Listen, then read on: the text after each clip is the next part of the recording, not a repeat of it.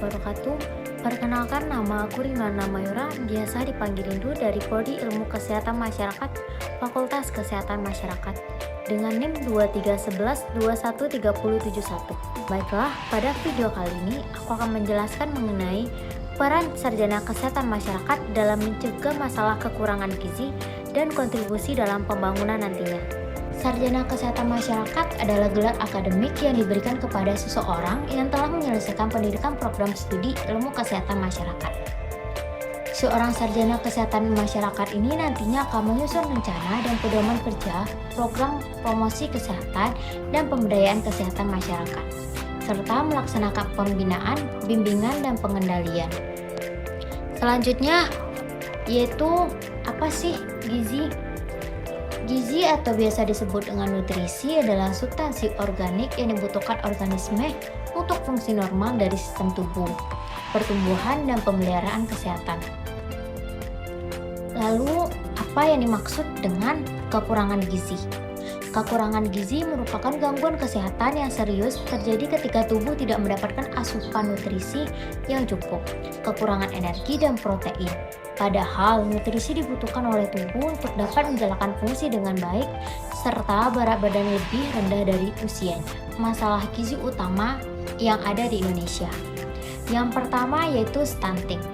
Stunting merupakan bentuk kegagalan pertumbuhan akibat akumulasi ketidakcukupan nutrisi yang berlangsung lama, mulai dari kehamilan sampai usia 24 bulan. Keadaan ini diperparah dengan tidak terimbanginya kejar tubuh yang memadai. Yang kedua, yaitu gangguan akibat kekurangan yodium. Gangguan akibat kekurangan yodium ini adalah kondisi yang terjadi ketika tubuh mengalami defisiensi atau kekurangan yodium. Yodium adalah mineral penting yang diperlukan oleh kelenjar tiroid untuk memproduksi hormon tiroid yang penting bagi fungsi normal tubuh. Kekurangan yodium dapat menyebabkan gangguan pada kelenjar tiroid dan berbagai masalah kesehatan lainnya. Yang ketiga, yaitu kurang energi protein. Kurang energi protein ini disebabkan karena rendahnya konsumsi energi dan protein dalam makanan sehari-hari atau gangguan penyakit tertentu. Anak tersebut kurang energi protein apabila berat badannya kurang dari 80% indeks berat badan atau umur baku standar. Yang keempat, yaitu kekurangan vitamin A. Kekurangan vitamin A ini adalah kondisi di mana tubuh mengalami defisiensi atau kekurangan vitamin A. Akibatnya bisa sangat berbahaya jika tidak segera ditangani. Pada anak-anak, kondisi kekurangan vitamin A ini dapat menyebabkan masalah penglihatan dan meningkatkan resiko penyakit diare dan campak.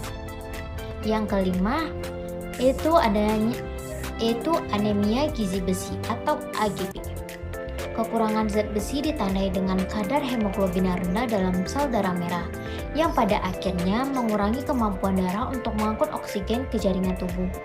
Kondisi anemia gizi besi ini merupakan masalah gizi di Indonesia yang cukup sering terjadi. Kekurangan zat besi dapat disebabkan oleh diet yang tidak mencukupi zat besi, masalah penyerapan zat besi dalam tubuh, atau kehilangan darah yang berlebihan. Yang keenam atau yang terakhir yaitu gizi lebih atau obesitas. Tidak sedikit orang tua yang menganggap anak dengan berat badan berlebihan itu menggemaskan, sehingga anak terus-menerus diberikan makanan melebihi kebutuhannya.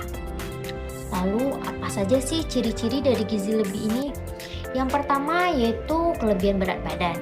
Yang kedua, lingkar pinggang yang besar. Yang ketiga, kehilangan kebugaran fisik. Yang keempat, gangguan tidur. Yang kelima, masalah kesehatan terkait. Masalah kesehatan terkait ini seperti penyakit diabetes tipe 2, penyakit jantung, tekanan darah tinggi, dan macam-macam penyakit lainnya. Status gizi dipengaruhi oleh dua faktor, yaitu faktor langsung dan tidak langsung.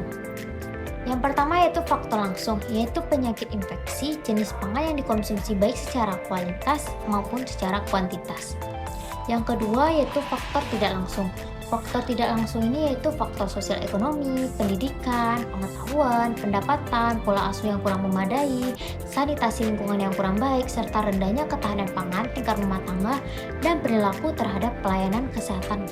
Selanjutnya yaitu peran sarjana kesehatan masyarakat dalam mencegah kekurangan gizi. Yang pertama yaitu promosi kesehatan. Yang kedua, membuat program-program kesehatan yang sesuai dengan masalah gizi.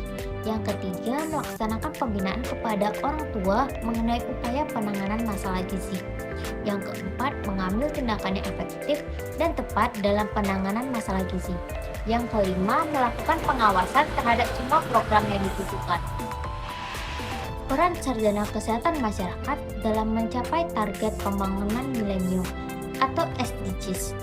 Menurut situs web resmi Bappenas RI, SDGs adalah pembangunan yang meningkatkan kesejahteraan ekonomi masyarakat, kehidupan sosial masyarakat, kualitas lingkungan hidup masyarakat, dan pembangunan yang menjamin keadilan dan terlaksananya tata kelola yang dapat meningkatkan kualitas hidup generasi berikutnya. Sustainable Development Goals atau SDGs memiliki 17 tujuan utama dari 169 target yang diharapkan dapat tercapai pada tahun 2030. Dalam mewujudkan 17 tujuan utama ini, profesi sarjana kesehatan masyarakat sangat dibutuhkan. Teman-teman bisa melihat sendiri pada gambar nada berikut.